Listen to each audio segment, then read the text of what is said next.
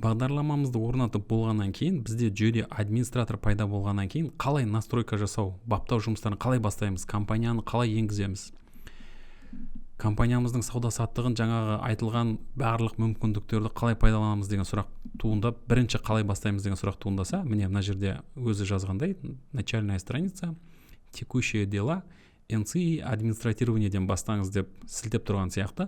Және мен онлайн көптеген YouTube видео сабақтарын, сондай-ақ оқулықтарды қараған кезде, құжаттамасын қараған кезде, осы NCI администратирование бөлімінен бастаңыз деген екен.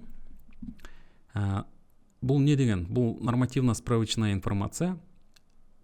NCI администратирование бөлімі, енді қараңыз, нормативно-справочная информация бұл ұйымдағы, осы біздің ұйымдағы әр түрлі есептерді жүргізу үшін қажетті барлық мәліметтер мен ақпараттық, анықтамалық ақпараттың жинағы, справочник, осы біздің ұйым туралы жалпы барлық нормативтік, ақпараттық, анықтамалық құжаттамалардың тізімі осы NCI администратирование желінен енгізіледі дейді. Қарапайым тілмен айтатын болсақ, NCI бұл компанияның барлық ақпараттық жүйелерінде қолданылатын анықтамалар мен мәліметтер жиынтығы. Мысалы, тауарлар мен қызметтердің сипаттамалары, бағалары, жұмысшылар туралы мәліметтер. Бұл ақпарат бухгалтерия, сату және логистика секілді бөлімдерде кеңінен қолданылады. Сондықтан осы NCI администратированиеден бастауға әбден болады. Құжаттаманы оқи берейік, қараңыз, бір қызығы. Алайда дейді, біздің ChatGPT бұған өте қарсы болды. Неге екенін білмеймін.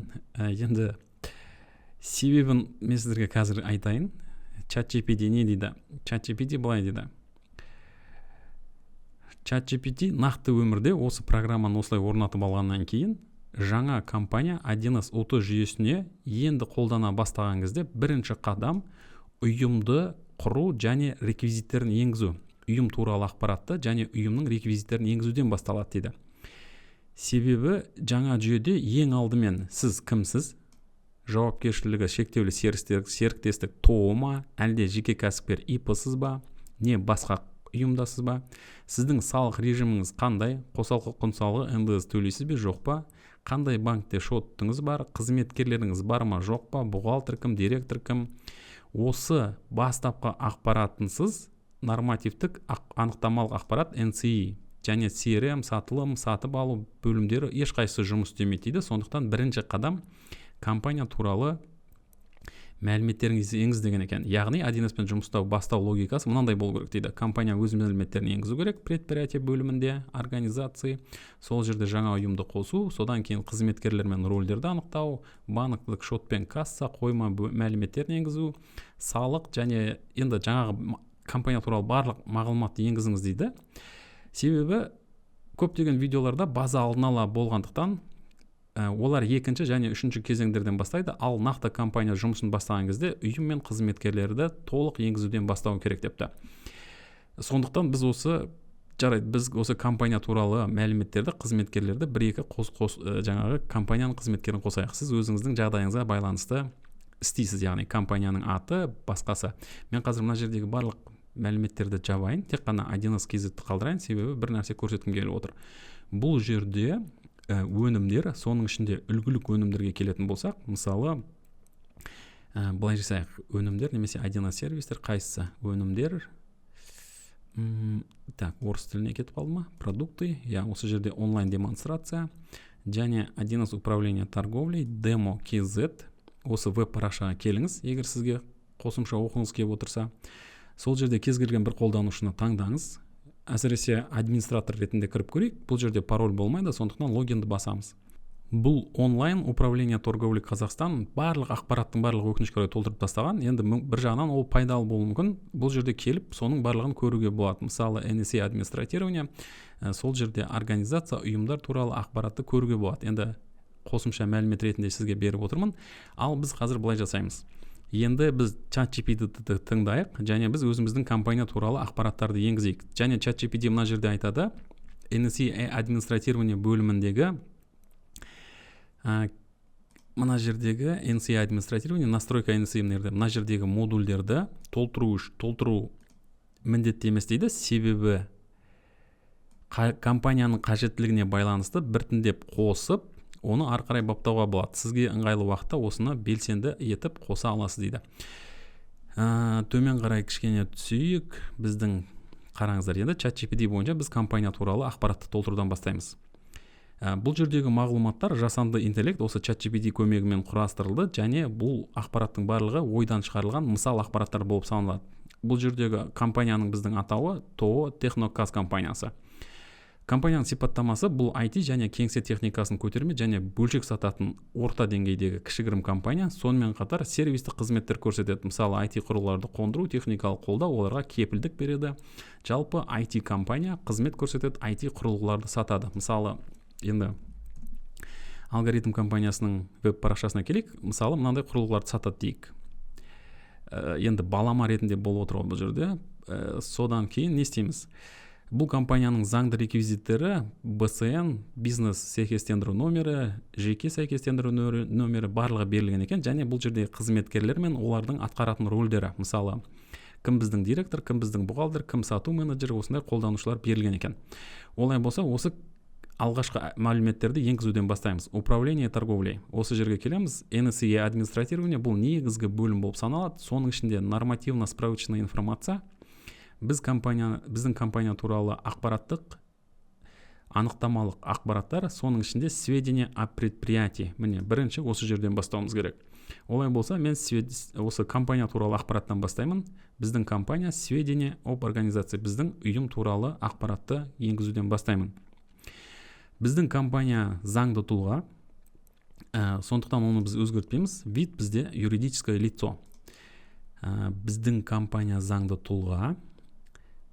Кішкене компанияның ақпараттары. Міне, ТО Техноказ ұйымы туралы негізгі ақпараттар бұл бізде предприятие организация бөліміне енгізіледі. Ұйымның түрі юридическое лицо, заңды тұлға, қысқаша атауы ТО Техноказ. Мен мынаны қазір көшіріп алайын. Мен онлайн демонстрация базасын жаба саламын шатаспас үшін. Сіздер оны ашып қойсаңыздар болады. Управление торговлей. Міне, сокращенное название бізде ТО Техноказ компаниясы. Ол компанияның толық атауы товарищество с ограниченной ответственностью Техноказ көшіріп аламын, және оны 1С программасына енгіземін. Ал біздің бағдарламада әшейін қысқаша барлығына түсінікті біздің іштегі жұмысшылар, басшыларымыз барлығы білу үшін жұмысшы атауы рабочее название, қарапайым атауы жай Техноказ компаниясы. Техноказ десе, бұл біз түсінікті, біздің Техноказ компаниясы екені түсінікті болады. Компания туралы басқа мәліметтер BIN. Компанияның BIN-ін енгізу керек. Біздің BIN 9909 деп басталады екен. Олай болса BIN-ді енгіземін. Бұл жерде префикс дейді. Префикс дегеніміз бұл, қараңыздар, мына жерде енді 1С бағдарламасы көп жағдайда енгізілетін мәліметтерді қадағалайды. Соның ішінде мысалы телефон номері немесе электрондық жәшік болса, ол жерде жаңағы собачка, сондай-ақ телефон номерінің тым ұзын немесе телефон номерінің сандар болуын қадағалайды. Сондықтан кейбір кезде осындай мәліметтер шығады. Біздің жағдайда бұлардың барлығы мысал ақпарат болғандықтан біз оған назар аудармаймыз. Префикске келетін болсақ, біздің префикс әшейін мына жерде жазылғандай, қайда кетті? Міне, префикс TQ құжат нөмірлерінің алдында көрінеді. Мысалы, қандай да бір кез келген номенклатура, счет фактура, жаңағыдай кез келген құжат болса, соның алдында осы TQ деген қосымша префикс жүретін болады. Оны жазып қояйық. КБ.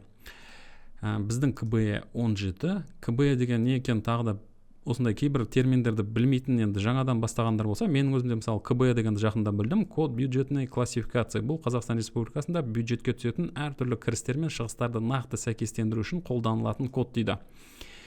Код КБ бюджетке түсетін әрбір қаржылық операцияның түрін анықтайды. Мысалы, салықтар, алымдар, мемлекеттік сатып алулар және басқа да қаржылық түсімдер мен шығыстар депті. Бұл кодтар мемлекеттік қаржы жүйесін басқаруға және қаржылық есептілікті дұрыс жұмыс жүргізуге мүмкіндік береді. КБ әртүрлі түрлерін қолдану арқылы бюджет қаражатын тиімді бөлу мен бақылауға болады дейді. Сондай-ақ ОКЭД барлығына сипаттама берілген. Енді көп жағдайда ТО заңды тұлғалар КБ 17 болып жатады, ал ИП болса 19 болып жатады. Сондықтан 17-ні енгізейік. ОКЭД деген екен. Бұл жерде біздің ОКЭД компьютерлер, периферия, сондай-ақ бағдарламалық қамтылым, оны көтерме сауда сату, қолдау дейді. Сондықтан бізде 46510. Бұл Қазақстан Республикасының осы мемлекеттік тіркелген кодтары классификаторлары болып саналады, және классификатор деген сөзді де мен де жақын арада білдім. Сондықтан классификатор сізге түсініксіз болса, терминдерге келіңіз және классификаторды қараңыз. Біздің ОКПО тағы да мынандай номер. ОКПО деген не екенін мен де тағы да нақты төмен жағына терминнен қарап айту керек. Сондай-ақ біздің компанияның осы салық төлеу ұйымында тіркелген сериялық номері, сонымен қатар қай кезде тіркелгені бар болса, әрине ол компанияларда бар болады, сондықтан сіздер оны енгізесіздер. Мына жерде тағы да 1С ұрысып жатыр, оған назар аудармаймыз. Біз жұмыс жасауымызды жалғастырамыз. Префикс TQ біздің енді мекен жайымыз, және телефон, электрондық почта енгізуіміз керек. Налог, жаңағы салық ұйымына тіркелу туралы ақпаратты қосымша енгізуге болады. Алайда бір рет сақтап қояйық, записать дегенді басайық. Бізде қазір учетная политика әлі толтырылмады дейді. Оны біз қазір толтырамыз. Компанияның заңды юридически мекен жайына келетін болсақ, бізде бұл Қазақстан Республикасы, Алматы қаласы, Тимирязев көшесі, 42-ші ғимарат. Фактический адрес тағы да солай. Телефонға келетін болсақ, бұл жерде телефон бізде 1-2-3-4-5-6-7 дейді. Факсқа келетін болсақ, тағы соны қайталайық. Электрондық жәшікке келетін болсақ, info.technokaz.kz. Почтовый адрес дегенде бұл жерде мынандай мекен жайды ұсынып отырған шығар. Сақтап қоямыз. Записать дейміз. Одан кейін учетная политика компания, бұл өте маңызды. Енді учетная политика компания деген келетін болсақ, бұл жерде жазылған кез келген ұйымның есеп саясаты. Есеп саясаты бұл компанияның 1С жүйесінде тауар қозғалысын, қоймадағы қалдықтарды есепке алу әдісін және басқа да бухгалтерлік ережелерді қалай жүргізетінін анықтайтын негізгі баптаулар.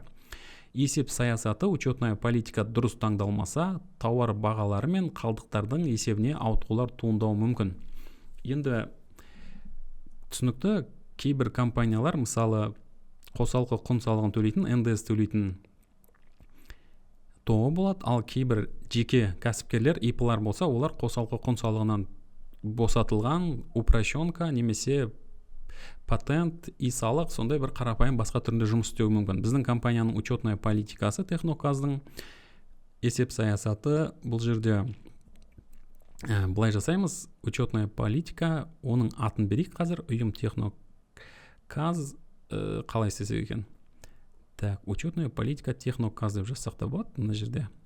Мына жағында толтыруға керекті ақпарат қалдырылған екен. Техноказ есеп саясатын енгізу, наименование. Біздің компанияның учетная политиканың аты учетная политика Техноказ деп аталынатын болады. Көшіріп алайық. Қазір мен бір тексеріп көрейін, біздің сабақ жазылуда ма? Жазылуда. Так, учетная политика компания Техноказ, көшіріп аламыз, оны орнатамыз. Жарайды, создать новую дейді. Бұл жерде 1С-тің бір қызығы, осылай кейбір нәрселерді былай енгізіп жаза салуға бірден болмайды. Оны создать новую учетную политику. Оның аты учетная политика Техноказ Company, біздің компанияның учетная политикасы. Бізде общеустановленная болады. Менің түсінуім бойынша себебі біз тоғымыз жалпыға бірдей қосалқы құн, НДС салықтарын төлейміз. Ал сіздің компанияңыз, мысалы, розничный налог немесе упрощенный болса, соны таңдайсыз. Енді организация біздің жоқ босамаған. Так, басқа қандай ақпарат? Бізде қосалқы құн салығын төлейміз.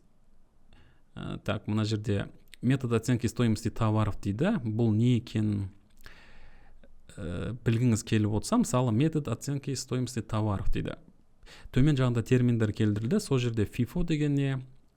Тауар стоимость, осы әдіс туралы білсеңіз болады. Бізде қазіргі жағдайда таңдайтынымыз взвешенная, жаңағы орташа бағамдағы таразыланып есептелінетін нұсқасы. Оны қазір запасы, бізде метод оценки стоимости товаров FIFO деген қоямыз және записать дейміз. Так, учетная политика компания жаздық, записать и закрыть тек. Учетная политика бізде сақталды. Енді адрес телефондарын жаздық, компания туралы толық мәліметтерді енгіздік. Настройки печати. Бұл да өте қызықты жер. Олай болса, настройки печати, қол қоюға құқығы бар тұлғалар деген екен, оны қазір толтырамыз. Мен мынаны толтырғым келіп отыр. Бұл жерде компанияның жасайтын құжаттары, мысалы, счет фактура, жаңағыдай коммерческое предложение, коммерциялық ұсыныс, немесе накладная отпускта барып в сторону, яғни осындай кез келген құжаттамалар шығаратын болса, сол жерде компанияның логотипін немесе және факсимиле қоюға болады. Факсимиле бұл жерде печать және қол қойылған печатьті жасауға болады. Сол үшін мен дайындап қойдым. Бізде логотип жоқ екен. Логотипті мен жазайын қазір. Жұмыс үстелінде рабочий стол, құжат, оқуға арналған құжаттар. Сол жерде мысалы біздің компанияның логотипі, Техноказ компаниясының логотипі. Сведения об организации, қайда кетіп қалды, настройка печати.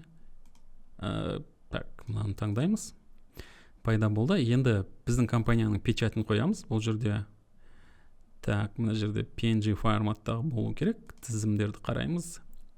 PNG форматтағы жаңағыдай қағазға қойылған кезде әдемі көріну үшін артындағы жаңағыдай астында сөздер жазылған кезде де біздің печатымыз үстінен көрініп тұрады. Сондықтан осы образец дегенді таңдайық. Міне біздің печать таңдалды. Енді записать и закрыть дейміз. Сведения об организации, біздің компания туралы толық ақпараттардың барлығын енгізіп қалдық. Одан кейін екінші осы компаниядағы қол қоюға құқығы бар адамдар туралы ақпаратты енгіземіз. Міне қол қоюға құқығы бар тұлғалар. Бұл бөлімде ұйым атынан құжаттарға қол қоя алатын негізгі тұлғалар тіркеледі. Бұл шот фактура, коммерциялық ұсыныс, тапсырыс құжаты сияқты ресми қағаздарға қатысты. Техноказ компаниясы үшін мысалы директоры Әсет Қасымов қол қояды. Оның лауазымы бас директор. Құжат қоюға құқығы бар ма? Бар. Оның электрондық цифрлық қолтаңбасы бар ма? Бар. Бас бухгалтердің аты жөні Айдана Серікқызы, бас бухгалтер. Бұл кісінің де толықтай құжатқа қол қоюға мүмкіндігі бар. Олай болса, лица с правовыми подписями создавать етуді бастайық. Создать, бұл жерде ответственное лицо дейді.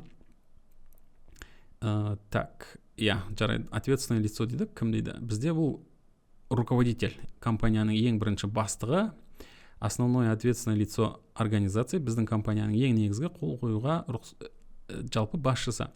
Одан кейін бұл компанияның период действия дейді. Бұл жерде шексіз қыламыз. Осы дәл бүгінгі күннен басталады дейміз. Физический лицо, компанияның руководителі кім? Бұл жерде біз қандай да бір жеке тұлғаны тіркеуіміз керек. Міне қараңыз, біздің қазір жүйемізде тек қана администратор бар екені түсінікті. Енді біз жаңа қолданушыны тіркейміз. Ол бізде жаңа тіркелетін қолданушы, ол физический лицо болады, және компанияның директоры. Олай болса создать, жаңасын жасау, оның ФИО, аты жөні Әсет Қасымов. Бұл жерде уточнение деген нәрсесі нақты кім екенін тағы да қосымша жазып қойға болады. Мысалы, бұл бізде компания басшысы, немесе бастық деп жазып қойсақ болады. Құжаттарда шадаспас үшін. Енді басшы дей салсақ та болады мына жерде.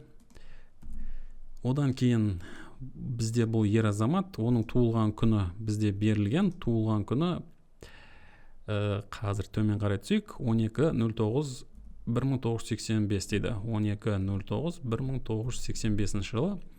Бұл тұлғаның иін, жарайды, оны енгізу міндетті деп ойламаймын. Бізде бұл жерде ЖСН берілген, алайда енгізу міндетті емес. Бұл кісінің директордың электрондық жәшігі Әсет Қасымов техноказ.kz. Ол кісінің телефон номері, мобильный телефон, рабочий телефон, барлығы бір, адрес для информации. Бізде енді мекен жайы Алматы қаласы, Әл-Фараби көшесі, даңғылы, офис 1203, барлығы осы ақпаратты енгізейік. Телефон номерінен сақтаймыз. Жарайды, осындай бастапқы ақпаратты енгізсек жеткілікті болады. Одан кейін записать дейміз. Енді қосымша банктық счеттары, басқа да құжаттар тіркеуге болады екен, алайда бізге осы жеткілікті. Записать и закрыть. Әсет Қасымов біздің таңдалып алынды. Физическое лицо руководитель. Одан кейін оның қызметкері должность. Руководитель, рабочее наименование Әсет Қ дейміз. Құжаттарда басқа жерлерде осылай қысқаша шығады. Әсет Қ. Әсет Қасымов должность. Записать и закрыть дейік. Руководитель бірінші пайда болды бізде. Енді екінші қызметкерді тез қосайық. Бізде екіншісі, бізде ответственное лицо, главный бухгалтер. Главный бухгалтер, оның период действия барлығы қалады. Физическое лицо, біз жаңа қолданушыны қосамыз. Создать ФИО. Айдана Серікқызы.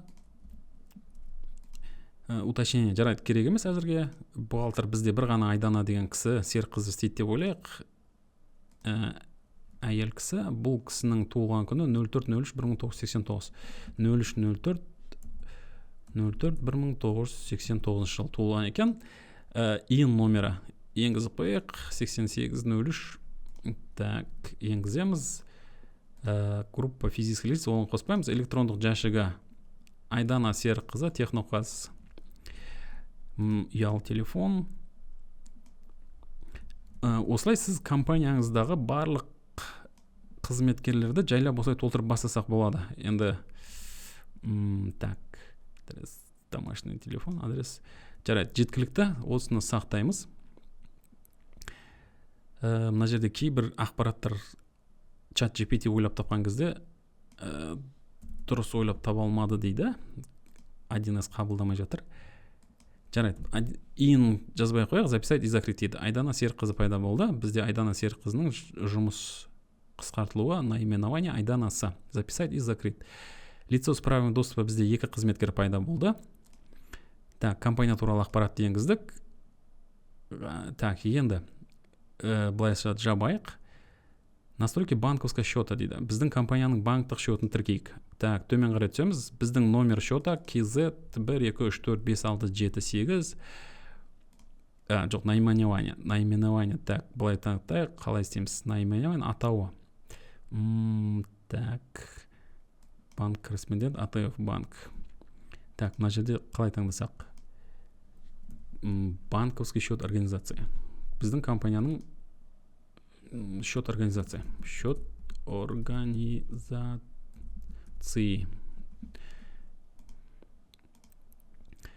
Так, номер счета. Біздің компанияның банк счеты. Осы жерге енгіземіз. Наименование счет организации. Немесе компанияның енді АТФ банктың счеты деп жазсақ та болады. Түсінікті, қалай түсінікті болады, солай жазсақ болады. Наименование АТФ банк счет организации деп жазып қояйық. Счет организации. Так, бикті толтырамыз. Компанияның бикі. Так, бізге тағы қандай ақпарат керек? Так, бізге қосымша Swift егер қосылатын болса, оны қолданамыз. Платежный корреспондентский счет дейді. Бізде ондай жоқ дейік. Былайша айтқанда, барлық ақпарат, счет, номер счета, бик бар, компанияның банктың атауы бар. Записать етіп көрейік. Так, не найден классификатор деген бұл интернетпен осы ИТС подписка болса сізде, олай болса автоматты түрде барлығын интернетпен сәйкестендіреді, және мынаның барлығы заңды түрде сіздің компанияңыздың тікелей банктық счеттары қате емес, тура енгізіледі. Біздің жағдайда бұл оқу ретінде. Одан кейін настройка кассы дейді. Бізде настройка касса келеміз. Мына жерде банктың жаңағы мәліметтері туралы ақпарат берген екен. Біздің кәсіпорынның кассасы, касса предприятие, касса атауы, шоттың атауы немесе кодтан таныз. Мысалы, негізгі касса деп жазсақ болады дейді. Біздің касса, негізгі касса, одан кейін қосымша банктық шот нөмірлері, қолма-қол ақша түрлері, басқа да лимиттер, тіркеу күні, осындай қосымша ақпарат берсек болады екен. Алайда біз бүйтіп жазайық, учет кассовых ордеров ведется в основной кассовой книге организации дейді. Біздің негізгі бір касса пайда болды дейік, және записать и закрыть дейік. Сведения о валюте организации. Біздің организация, біздің ұйым теңгемен жүргізеді. Оның қысқа символдық атауы KZT, цифрлық код 398. Записать и закрыть. Настройки складского счета. Так, бұл жерде не жасақ болады екен? Склад. Так, қойма. Қойманы жазу бұл жерде өте маңызды болуы мүмкін. Сондықтан бір қойма бар дейік. Төмен қарай түсейік. Касса, печет. Так, қойма туралы мына жерде жазылмаған екен. Жарайды. Біз қойма туралы біздің бір қойма бар дейік, және ол қойманың аты негізгі қойма дейік. Сіздің қоймаңыздағы тауарлардың бағасы қалай жазылып шығады? По себестоимости, по прайс-листу. Сіз қажеттісін таңдаңыз. Бізде по себестоимости дегенді қалдырайық. Бізге әзірге прайс-лист енгізе алмаймыз. Кейін енгізуіміз мүмкін. Адреса и телефоны. Адрес склада дейді. Бұл жерде қандай да бір жаңағы адрес склада берейік. Компанияның мекен жайы мына жерде берілген бекен. Көрейік. Қазақстан Республикасы, Алматы қаласы, телефон склада дейді. Жарайды, телефон номерін де бере салайық. Записать и закрыть. Бізде міне сведения о предприятии, қараңыз, НСИ администратирование, сведения о предприятии, біз барлығын толтырдық. Сондықтан мына жерге жұлдызша қояйық. Енді келесі қадам бізде не болады екен? Сондай-ақ бізде жүйеде қолданушылар пайда болғанын айтайын. Настройки пользователей прав, пользователей. Так, администратор, создать. Так, қазір қараңыз, жүйеге кіретін, енді біз жаңағы қолданушыларды енгізіп қойсақ болады. Мысалы, Әсет Қасымов. Қалай жасаймыз? Қазір Әсет Қасымовты тауып алайын. Әсет Қасымов. Так.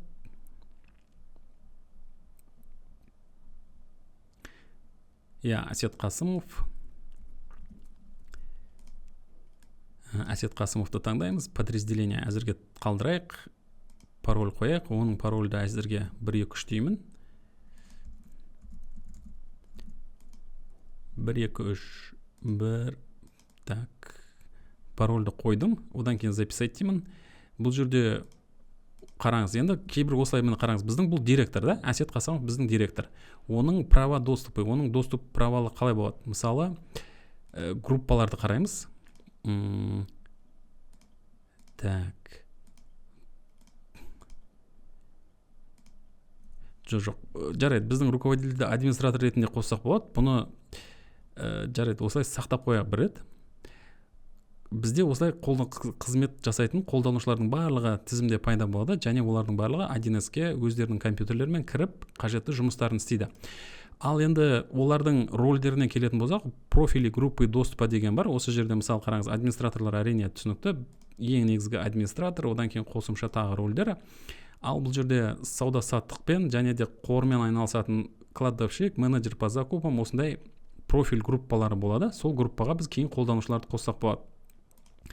Мысалы, сауда-саттық айналысатын маркетолог, менеджер по продажам, менеджер по розничной торговле дейді. Осындай жалпы айтайын дегеніміз, сауда-саттық айналысатын біраз рөл бар, және оның әрқайсының өзінің рөлі де бар, атқаратын рөлі. Мына жерде міне көріп отқандарыңыздай разрешенные действия роли дейді. Әр осы базада не істеуге мүмкіндігі жазылған. Мысалы, қандай да бір логистикалық, маркетинговый, жаңағы іс-әрекеттер, план продаж, маркетологтың жұмысына байланысты базадағы көптеген өзіне қажетті жұмыстардың барлығын жұмыс жасайды. Мысалы, 1С бағдарламасын іске қосады, ол жерде номенклатураларға баға береді, осындай жұмыстарды атқарады. Оны қосу негізімен кішкене алға жылжып кеттім. Бұл негізгі мақсат болмайтын, ары қарай қарастырайық. Печать платежных поручений деген бар екен, оны настройка жасауға болады. Егер сіздерде осындай нәрсе қарастырылатын болса, онда міндетті түрде настройка жасаңыздар. Ал енді біздің келесі мәселе бізде номенклатураны енгізу болып саналады. Қараңыздар, біз номенклатураға барамыз. Номенклатура позициялары. Бұл біздің компанияның, ұйымның сататын тауарлары, қызметтер, жұмыстар. Бұл жерде біз осының барлығының бағалары туралы ақпаратты енгіземіз. Жұмысты бастамас бұрын кәсіпорын сататын тауарлар туралы, сондай-ақ көрсететін қызметтері мен орындайтын жұмыстары туралы ақпаратты тіркеу қажет. Бұл тауарлар, қызметтер, жұмыстар туралы бастапқы ақпаратты толтыруға байланысты барлық мәселелер қарастырылады. Мына тарауда номенклатура анықтамалығында не тіркеленетінін номенклатура позициясында көрсетілген түрі анықтайды дейді. Номенклатура түрі вид номенклатуры анықтамалығында толтырылады. Жалпы номенклатураның 3 түрі бар, былайша айтсақ деп ойлаймын. Енді осы 1С бағдарламасында ол товар, работа, услуга. Товар, қызмет және жұмыс. Ал енді номенклатура деген не деген сұрақ сізде туындап жатса, онда тағы да терминге келіңіз, танысыңыз. Номенклатура бұл сіздің кәсіпорын айналымындағы барлық тауарлар, дайын өнімдер, шикізаттар, қызметтер және де басқа материалдық құндылықтар тізімі. 1С жүйесінде әрбір осындай атау номенклатура деп аталады және жеке-жеке тіркеледі.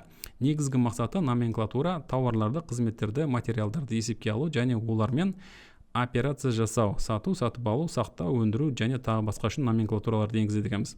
Номенклатурада не көрсетіледі? Мысалы, номенклатурада тауардың аты HP LaserJet принтері немесе мысалы цемент 50 кг. Сондай-ақ номенклатураның тобы, мысалы оның бәрі кеңсе техникасы болып саналуы мүмкін, немесе құрылыс материалдар ретінде. Номенклатураның өлшем бірлігі дана, килограмм, литр, метр квадрат, метр куб, сол сияқты сағат басқаша болуы мүмкін. Сондай-ақ номенклатураның коды немесе штрих коды, номенклатураның бағасы, оның салық параметрлері, бұл номенклатураға қосалқы құн салығы бар ма жоқ па, номенклатура жаңағы тауардың суреті немесе сипаттамасы қажет болса, номенклатура түрлері жаңа айтып кеткендей тауарлар, қызметтер, шикізат, дайын өнім болуы мүмкін. Мысалы, мына жерде номенклатураның мысалдары келтірілген екен. Соның ішінде мысалы жөндеу қызметі, бұл қызметтер деп аталынатын номенклатураға кіреді. Вид номенклатуры бұл жерде услуга болады. Жөндеу қызметі және өлшем бірлігі оның қызмет. Оның бағасы мысалы 10 000 теңге. Ескерту: номенклатура дұрыс құрылмаса, қойма есебі, құжаттар, баға қалыптастыру және есеп беру қателесуі мүмкін. Сондықтан атаулар, топтар және өлшем бірліктерін жүйелі дұрыс енгізу өте маңызды. Олай болса көрейік. Номенклатура енгізу үшін бұл жерде виде номенклатураны табу алуымыз керек. Ол үшін не істейміз? Бірнеше номенклатура түрлерін жүргізу мүмкіндігі, NCI администратирование, настройка NCI разделов, номенклатура, разрезы учетно бөлімінде берілген дейді. Сол жерде классификаторы номенклатуры бөлімінде толтырылады депті. Виде номенклатуры мына жерде толтырылады деген екен. Номенклатура түрін көрсету, номенклатура түрлері тауар, жұмыс, қызмет. Бұл жерде айырмашылығы не деген сұрақ болатын болса, жарайды, былай істейік. Мына жердегі берілген ақпаратты міндетті түрде өзіңіз жақсылап танысқыңыз келсе оқыңыз, өте пайдалы болатынына сенімдімін. Біздің Қазтехно компаниясына номенклатура түрлеріне тауар жатады. Мысалы, жұмыс, қызмет жатады. Сондай-ақ номенклатураны толтыру. Міндетті түрде толтырылатын өрістері оның наименование, тауардың немесе қызметтің атауы, тип номенклатуры, тауар, қызмет, жұмыс не екені, артикул керек болады дейді. Единица измерения, цена продажи, цена ставка НДС дейді. Қосалқы құнды бар ма, осыларды толтыру керек дейді. Техноказ мысалдары: Ubiquiti Security Gateway құрылғысы, серверді орнату қызметі, Microsoft 365 бизнес стандарт бағдарламалық қамтамасыз ету құрылғы бағдарламасы, сондай-ақ кеңсе желісін баптау, бұл да қызмет болады екен. Және осы номенклатуралар дұрыс құрылса, қоймадағы қалдықты көру, шот фактура жасау, ұсыныс, келісімшарт жасау, барлық процесс жеңілдейді дейді. Классификатор номенклатуры, мысал ретінде техноказ үшін группе номенклатуры. Жарайды, бұл жерде берілген терминдер, анықтама, мағлұматтар өте пайдалы деп ойлаймын. Оны енді практикалық түрде көрейік. NCI администратирование, осы жердегі NCI, сол жердегі номенклатураға келеміз. Сондай классификатор номенклатуры. Жарайды, бұны қазір біз толтырып болмадық, сондықтан бірінші классификатор номенклатурадан бастайық. Виде номенклатуры. Жаңағы номенклатураның түрлері, видтар қандай болуы мүмкін? Создать. Біздің компанияда мына жерде жазылғандай виде номенклатуры, бізде 3 номенклатура түрі бар. Вид номенклатуры: тауар, жұмыс, қызмет. Олай болса соларды енгізейік. Бірінші вид номенклатуры, мына жерде тип номенклатуры товар деп тұр. Оның атын қалай қойғыңыз келеді? Наименование, атауы. Сол күйінде бұл тауар дейік. Қазақ тілінде тауар. Және жанына жақшаға жазып қояйық. Товар. Вид номенклатуры товар. Одан кейін ол товардың, енгізілген тауарлардың аталу шаблоны наименование өзгерткіңіз келе ме дейді. Олай болса өзгертсеңіз болады. Алайда біз енді танысып жатқандықтан барлығын бірден өзгертпейік. Жасалынатын номенклатураларда артикул болу керек па? Отображать при создании артикул. Бізге артикул керек дейік. Біздің құрылғылардың салмағы маңызды ма сататын мысалы? Ол өте маңызды емес. Сондай-ақ артикулдың толтырылуы, мысалы мына жерде артикулдың толтырылуын контроль жасағыңыз келе ме? Иә, контроль жасаймыз. Сондай-ақ ол артикулдың әрбір енгізілетін тауар үшін уникалды болуы керек. Иә, ол бізге керек. Осылай галочка қоямыз. Контроль заполнения деген, мысалы сіз қазір кез келген бір тауарды енгізетін болған кезде, оның артикулын толтырмайтын болсақ, ол бізге жаңағыдай ошибка береді. Мына жерден артикул толтырылмады, сондықтан ары қарай біздің құралды тауарды деректер базасына 1С программасы енгізбейді. Енді салмақ бізге керек емес, ұзындық керек емес, единица хранения бұл өте маңызды дейді. Контроль уникальности жоқ, бұл міндетті емес. Осындай кейбір деректерге назар аударыңыз. Бұл жерде мысалы сурет, ценник, бұлар міндетті ме? Осының барлығын қараңыз. Біз бірінші қарапайым бастап алайық, сондықтан записать дейміз и закрыть дейміз. бізде тауар деп аталынатын вид номенклатура пайда болды. Біз енді екіншісін жасайық. Бізде жұмыста бар наименование жұмыс, вид номенклатуры жұмыс. Так, работа.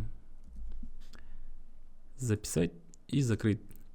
Енді тағы біреуін қосайық вид номенклатуры. Жаңа жұмыста артикул болу міндетті емес, сондықтан мен бірден жұмыс дедім, сондықтан сақтай салдым. Енді үшіншісі мысалы услуга. Окей. Бізде вид номенклатуры наименование қызмет. Біз қызмет көрсетеміз. Услуга. Сақтаймыз. Записать и закрыть. Бізде үш номенклатура түрі пайда болды. Жақсы.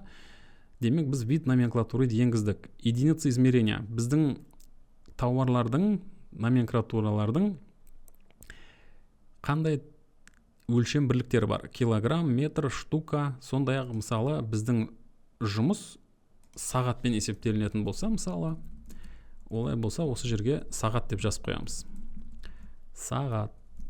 Сағатпен есептелінеді.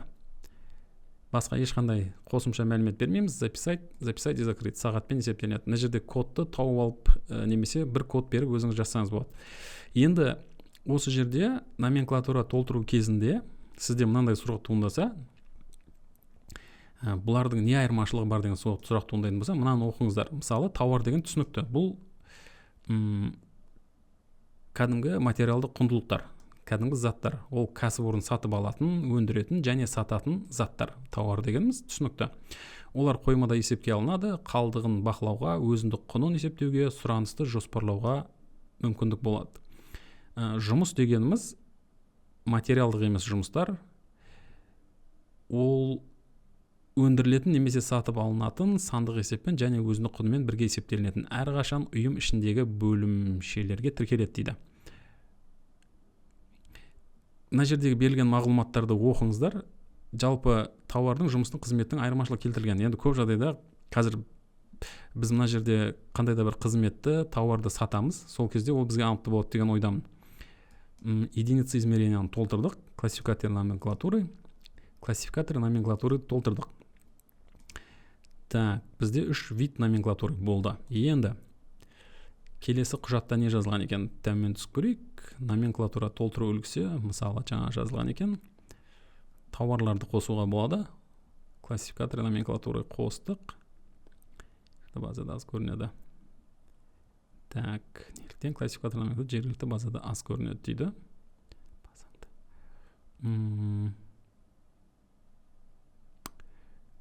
Так, мына жерде демо версиямен интернеттегі сондай-ақ жергілікті базаңызда сіздің кейбір құжаттар аз болып көрінуі мүмкін. Ол осы жердегі настройкаларға байланысты. Оның барлығын бағдарламамен кеңірек, тереңірек танысу барысында үйренеміз.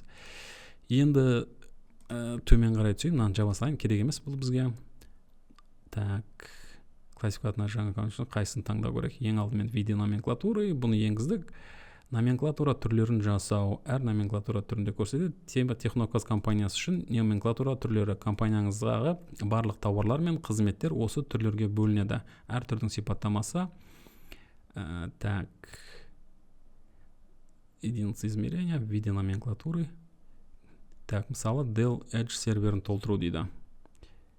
Aruba Instant Wi-Fi роутері, сонымен Cisco Catalyst дейді, қызмет түрлерін толтыру керек дейді. Так, контрагенттер дейді. Олай болса, былай істейік, мына жердегі осы номенклатураларды толтыруға тырысып көрейік. Біз видео номенклатуры үшеуін жасадық. Енді номенклатура біздің компанияның сататын тауарлары, сондай-ақ қызметтерін толтырайық. Классификаторы міне 3 вид пайда болды. Енді біз номенклатура осы компанияның тауарларын, қызметтерін ұсынамыз. Соның ішінде мысалы тауарды бірінші енгізейік, создать. Бір тауарды енгізейік. Бұл бізде товар, рабочее наименование. Мысалы, не енгізуге болады? Dell Edge серверін. Ол наименование сервер дейді. Мысалы, мына жерге сервер, соның ішінде Dell. Так, бұл Dell компаниясы, IT ұйым, сервер, Dell. Так, мына серверді таңдайық. Dell PowerEdge R470 сервері. рабочее наименование осылай, наименование для печати қағаздарда да тура осылай басылып шығатын болсын. Қараңыздар, қызылмен жазылып тұрғаны біз жаңа артикулды міндетті етіп галочка қойдық, сондықтан артикул бұл жерде міндетті болып тұр. Артикулды қазір тағы да сайттан алайық. Бұның артикулы жоқ екен. Жарайды. Артикулды оймен жасай салайық. Мысалы 1, 2, 3, 4, 5, 6, 7, 8 дей салайық. Код керек емес, штрих-код. Қараңыздар, штрих-код тағы да біздің тауарда штрих-код жоқ, сондықтан мен өтірік 1 деген сандарды енгізе салдым. Енді былайша айтқанда тауарды енгіздік. Dell PowerEdge'ді. Ол жерде NDS қосалқы құн салығы бар ма? 12% NDS салығы бар дейік. Бұл әрине тауардың Dell серверінің штуктап сатамыз, сондықтан штукты таңдаймын. Басқа не мәлімет енгізуге болады? Былайша айтқанда болған сияқты карточкайды көрейік. Жоқ. Записать и закрыть. Штрих-кодты, жаңа енгізген штрих-кодты тіркегіңіз келе ме деме? Я дей салайын. Штрих-кодты 1С программасының өзі де жасай алады, сондықтан новый штрих-код бастым. Бізге штрих-код берді. Записать и закрыть деймін. Бізде бір тауар пайда болды қазір. Dell PowerEdge деген. Енді тағы да бір мысал ретінде тауарды қоса салайын. Сервер, мысалы HP Blade ProLiant Dell 360 Generation 11. Так, рабочее наименование. Құжаттарда да тура солай. Артикул. Бұл құрылғының SQ артикулы болып есептеліне салады, және SQ мен артикулдың арасында айырмашылық бар негізі. Оны тағы да терминдерге келіп танысаңыз болады. Штрих-код, тағы да штрих-кодты ойша жасай саламын. Бұл құрылғының да сақталу түрі штуктармен. Ставка NDS 12% құн салығы бар деп есептейік, және записать и закрыть дейік. Да, штрих-кодты 1С программасы ойлап тапсын, записать и закрыть. Бізде екі құрылғы пайда болды. Енді қызмет. Бізде қызмет услуга. Қандай қызмет бар? Төмен қарай түсейік. Cisco Catalyst қызмет түрлерін енгізу. Мысалы, серверді орнату, жабдықтарды жөндеу, IT кеңес беру дейді. Мысалы, серверді орнату. Рабочее наименование. Серверді орнату. Штрих-код бұған міндеттеген. Жарайды, тағы да NDS бұл жерде жоқ дейік. Және единица измерения. Бұл жерде сағатпен есептелінеді дейік. Қызмет біздің серверді орнату сағат. Мысалы, 1 сағат орнатамыз десек, басқа ешқандай қосымша ақпарат керек емес сияқты. Меніңше записать и закрыть дейміз. Штрих-кодты 1С-ке ойлап таптырамыз. Записать и закрыть. Қызмет, серверді орнату. Жұмыс. Так, жабдықты жөндеу. Компьютер, сервер немесе жергілікті құрылғыларда ақаудан тазарту, жөндеу қызметі. Біздің техникалық мамандар орындайды. Бұл қызмет дейді. Мына жерде работа, вид работа.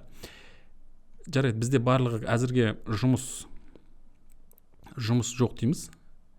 Жұмыс дегенді негізі түсіндіре аламын. Оны бөлек бір видеода жазайын. Бұны мен мына жерде құжаттамада жаздым, бірақ өзім анық дұрыс түсіне алмадым. Көп жағдайда осы услуга болатын түсінікті. Ал жұмыс деген, қараңыздар, жұмыс деген қандай жағдай? Жұмыс деген,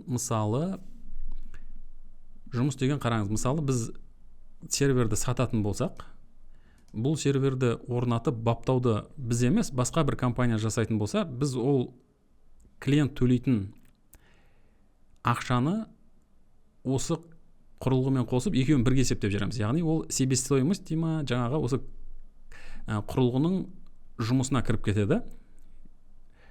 Сөйтеді де бізге клиент қосымша ақшаны көбірек төлейді. Сөйтіп біздің осы 1С бағдарламасында біздің есептеулерге, сондай-ақ анализ жасау үшін жұмыс ретінде ақша жаңағы кассаға кіреді, шығады, сондай үшін бұл маңызды. Алайда біз тек қана қызмет ұсынады дейік, серверді орнату.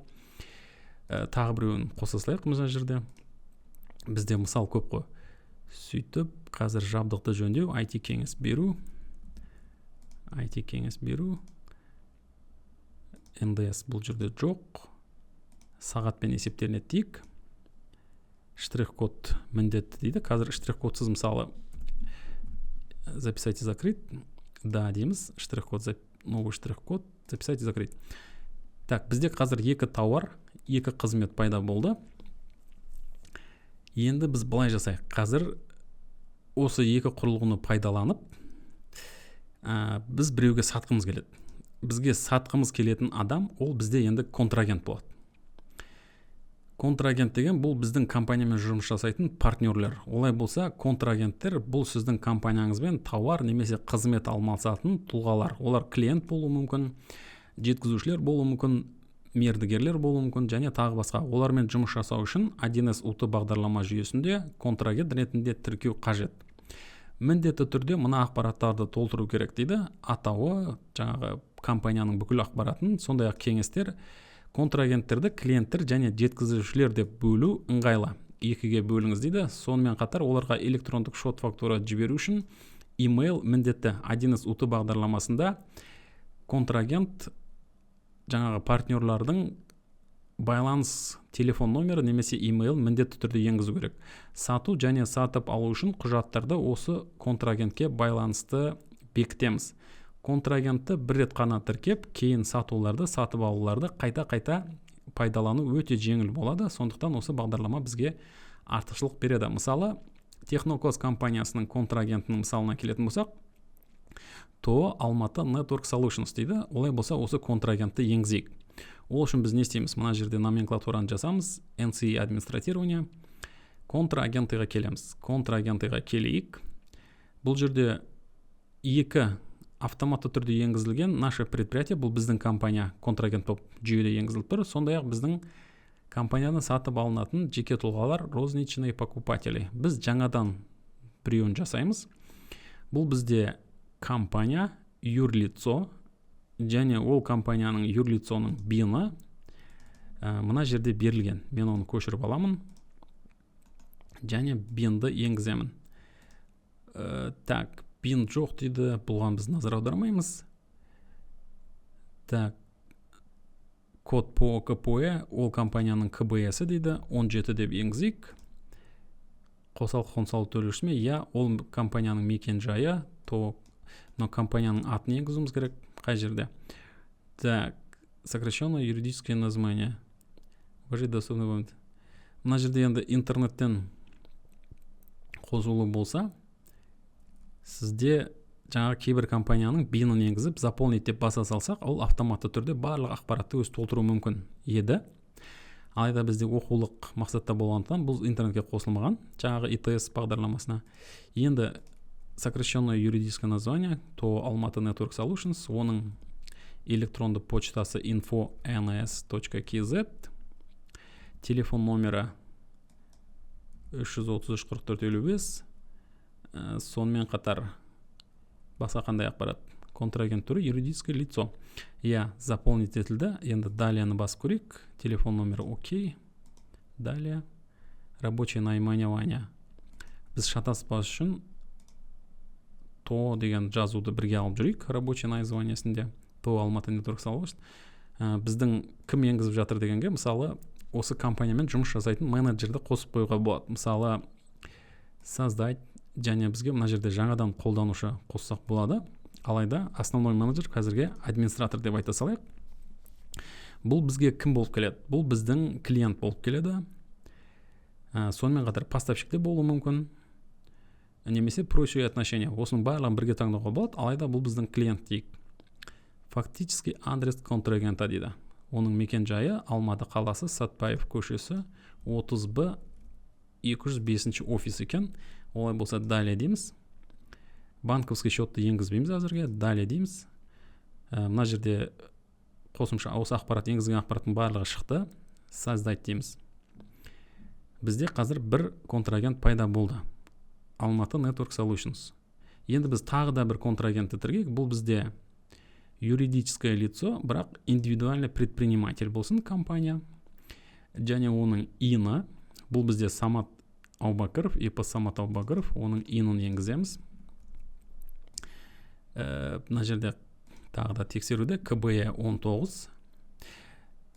Так, жарайды. Сокращенное название ИП Самат Аубакиров. Имейл мекен жайы Саматтех Inbox KZ дейді. Телефон номері 77-222-77-66. Так, толтырдық. Далее нүктесін басайық. Телефон номері сақталды. Окей. Рабочее наимание. Самат, мысалы, қарым-қатынасы өте жақсы, Саматты жақсы білетін болсаңыз, онда Самат Аубакиров деп жазып қойсақ болады. Бұл біздің тағы да контрагенттер желі ике кәсіпкер, бұл бізде клиент болсын или поставщик болса да болады. Бұл контрагенттерді 1С жүйесінде контрагенты бөлімде тіркеп, кейін шот фактура, реализация және төлем кезінде қолдана аласыз дейді. Так, енді клиентке сатуды тіркеп, содан кейін шот реализация дейді. Так, Самат Аубакиров біздің клиент болсын. Далее дейік, және сақтаймыз. Бізде индивидуальный предприниматель Самат Аубакиров біздің контрагент клиент ретінде тіркелді. Енді біздің келесі мақсатымыз контрагенттерді тіркеп болған соң, мысалы, осыларға бір нәрсе сатқымыз келеді дейік, және оларға счет на оплату, коммерческое приложение бергіміз келеді. Ол үшін біз продажаға барамыз.